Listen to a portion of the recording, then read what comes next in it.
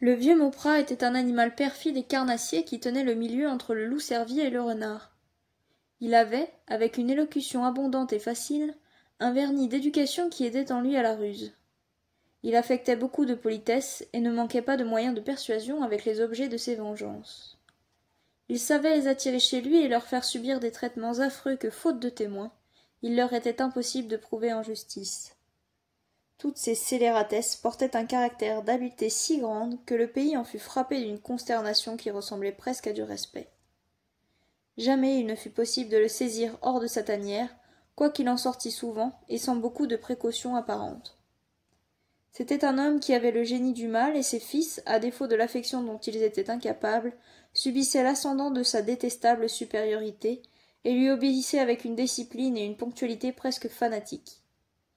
Il était leur sauveur dans tous les cas désespérés, et lorsque l'ennui de la réclusion commençait à planer sous nos voûtes glacées, son esprit, facétieusement féroce, le combattait chez eux par l'attrait des spectacles dignes d'une caverne de voleurs. C'étaient parfois de pauvres moines quêteurs qu'on s'amusait à effrayer et à tourmenter. On leur brûlait la barbe, on les descendait dans des puits et on les tenait suspendus entre la vie et la mort jusqu'à ce qu'ils eussent chanté quelques gravelures ou proféré quelques blasphèmes.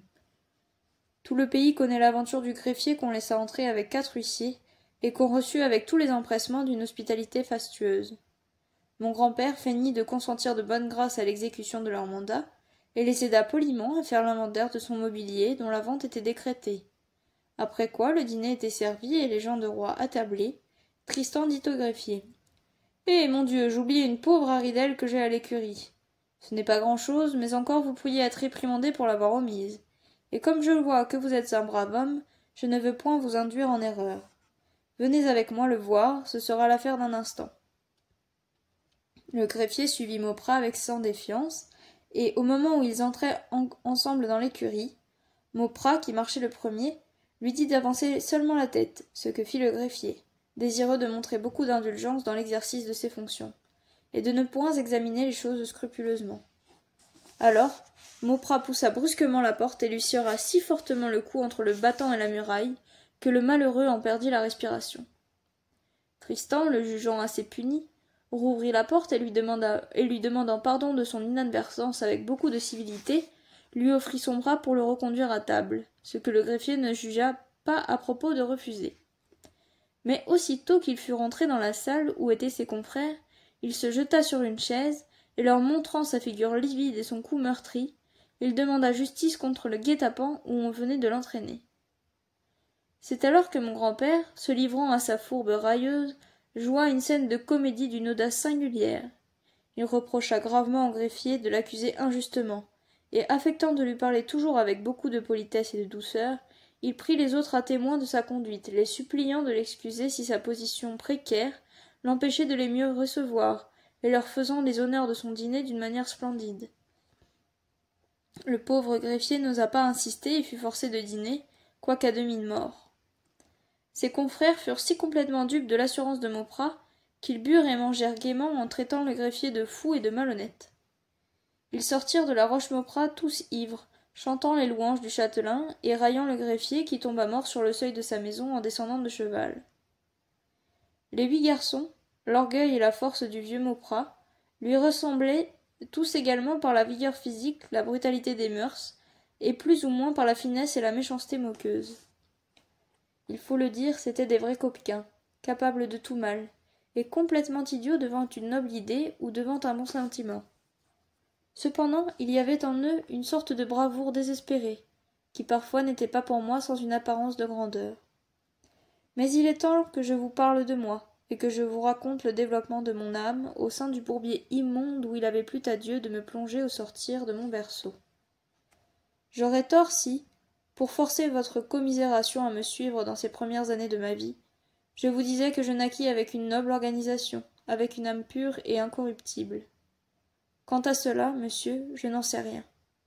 Il n'y a peut-être pas d'âme incorruptible, et peut-être qu'il y en a. C'est ce que ni vous ni personne ne saurez jamais. C'est une grande question à résoudre que celle-ci. Y a-t-il en nous des penchants invincibles, et l'éducation peut-elle les modifier seulement ou les détruire? Moi, je n'oserais prononcer. Je ne suis ni métaphysicien, ni psychologue, ni philosophe. Mais j'ai eu une terrible vie, messieurs. Et si j'étais législateur, je ferais arracher la langue ou couper le bras à celui qui oserait prêcher ou écrire que l'organisation des individus est fatale, et qu'on ne refait pas le caractère d'un homme que l'appétit d'un tigre. Dieu m'a préservé de le croire. Tout ce que je puis vous dire, c'est que j'avais reçu de ma mère de bonnes notions sans avoir peut-être naturellement ses bonnes qualités. Chez elle, j'étais déjà violent, mais d'une violence sombre et concentrée, aveugle et brutal dans la colère, méfiant jusqu'à la poltronnerie à l'approche du danger, hardi jusqu'à la folie quand j'étais aux prises avec lui, c'est-à-dire à la fois timide et brave par amour de la vie. J'étais d'une opiniâtreté révoltante. Pourtant ma mère seule réussissait à me vaincre, et sans bien raisonner, car mon intelligence fut très tardive dans son développement. Je lui obéissais comme à une sorte de nécessité magnétique. Avec ce seul ascendant dont je me souviens, et celui d'une autre femme que j'ai subie par la suite, il y avait et eut lieu de quoi me mener à bien. Mais je perdis ma mère avant qu'elle eût pu m'enseigner sérieusement quelque chose, et quand je fus transplanté à la Roche-Mauprat, je ne pus éprouver pour le mal qui s'y faisait qu'une répulsion instinctive, assez faible peut-être si la peur ne s'y fût mêlée. Mais je remercie le ciel du fond du cœur pour les mauvais traitements dont j'y fus accablé, et surtout pour la haine que mon oncle Jean conçut pour moi.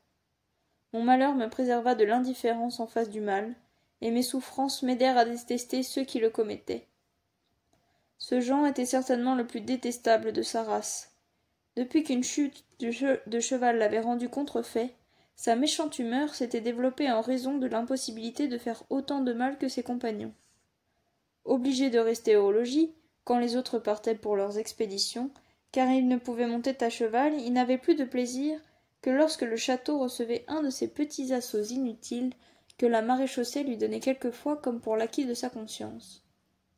Retranché derrière un rempart en pierre de taille qu'il avait fait construire à sa guise, Jean, assis tranquillement auprès de sa coulevrine, effleurait de temps en temps un gendarme, et retrouvait tout à coup, disait-il, le sommeil et l'appétit que lui ôtait son inaction. Même s'il n'attendait pas les cas d'attaque pour grimper à sa chère plateforme, et là, accroupi comme un chat qui fait le guet, dès qu'il voyait un passant se montrer au loin sans faire de signal, il exerçait son adresse sur ce point de mire et le faisait rebrousser chemin. Il appelait cela donner un coup de balai sur la route. Mon jeune âge me rendait incapable de suivre mes oncles à la chasse et à la maraude. Jean devint naturellement mon gardien et mon instituteur, c'est-à-dire mon geôlier et mon bourreau.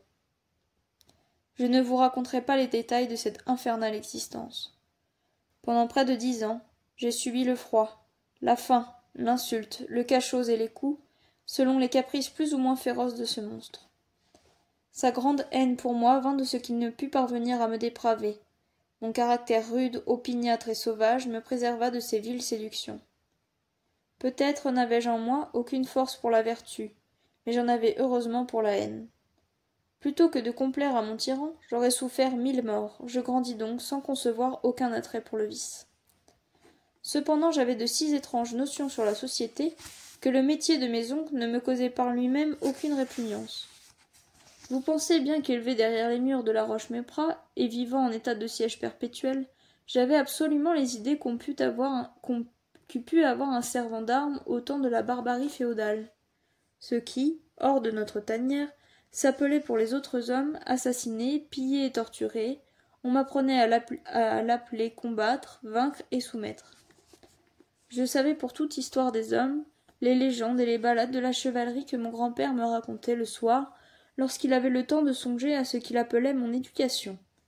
Et quand je lui adressais quelques questions sur le temps présent, il me répondait que les temps étaient bien changés, et que tous les Français étaient devenus très très félons, qu'il avait fait peur au roi, et que ceux-ci avaient abandonné lâchement la noblesse, laquelle, à son tour, avait eu la couardise de renoncer à ses privilèges et de se laisser faire la loi par les manants. J'écoutais avec surprise, et presque avec indignation, cette peinture de l'époque où je vivais, époque pour moi indéfinissable. Mon grand-père n'était pas fort sur la chronologie. Aucune espèce de livre ne se trouvait à la Roche-Mauprat, si ce n'est l'histoire des fils d'Aymon et quelques chroniques du même genre, rapportées des foires du pays par nos valets. 3 noms surnageaient seuls dans le chaos de mon ignorance. Charlemagne, Louis XI et Louis XIV, parce que mon grand-père les faisait souvent intervenir dans ses commentaires sur les droits méconnus de la noblesse. Et moi, en vérité, Je savais à peine la différence d'un règne à une race, et je n'étais pas bien sûr que mon grand-père n'eût pas vu Charlemagne, car il en parlait plus souvent et plus volontiers que tout autre. Mais, en même temps que mon énergie instinctive me faisait admirer les faits d'armes de mes oncles et m'inspirait le désir d'y prendre part, les froides cruautés que je leur voyais exercer au retour de leur campagne, et les perfidies au moyen desquelles ils attiraient des dupes chez eux pour les rançonner ou les torturer, me causaient des émotions pénibles, étranges, et dont il me serait difficile aujourd'hui que je parle en toute sincérité, de me rendre compte bien clairement. Dans l'absence de tout principe de morale, il eût été naturel que je me contentasse de celui du droit du plus fort, que je voyais mettre en pratique. Mais les humiliations et les souffrances qu'en raison de ce droit mon oncle Jean m'imposait m'avaient appris à ne pas m'en contenter. Je comprenais le droit du plus brave, et je méprisais sincèrement ceux qui, pouvant mourir, acceptaient la vie au prix des ignominies qu'on leur faisait subir à la Roche-Maupas.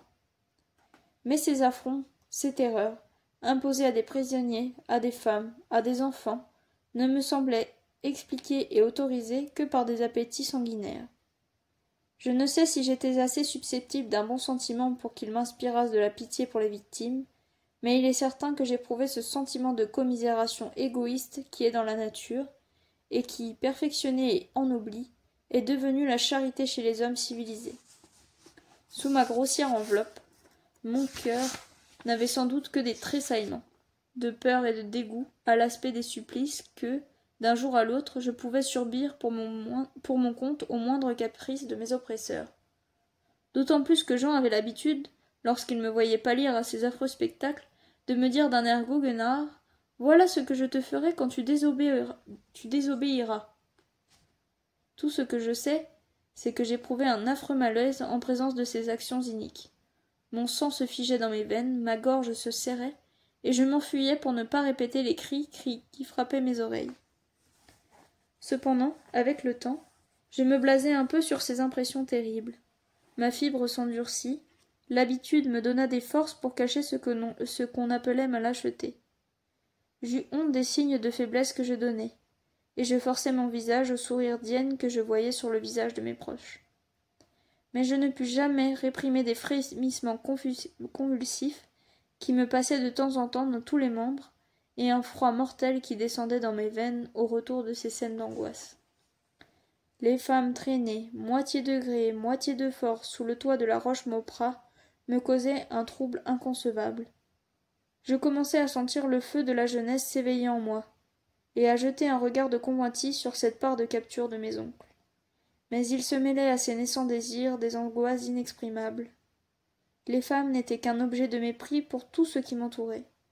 Je faisais de vains efforts pour séparer cette idée de celle du plaisir qui me sollicitait.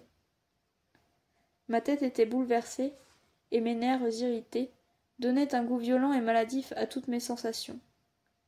Du reste, j'avais le caractère aussi mal fait que mes compagnons, et si mon cœur valait mieux, mes manières n'étaient pas moins arrogantes ni mes plaisanteries de meilleur goût. Un trait de ma méchanceté adolescente n'est pas inutile à rapporter ici, d'autant plus que les suites de ce fait eurent de l'influence sur le reste de ma vie.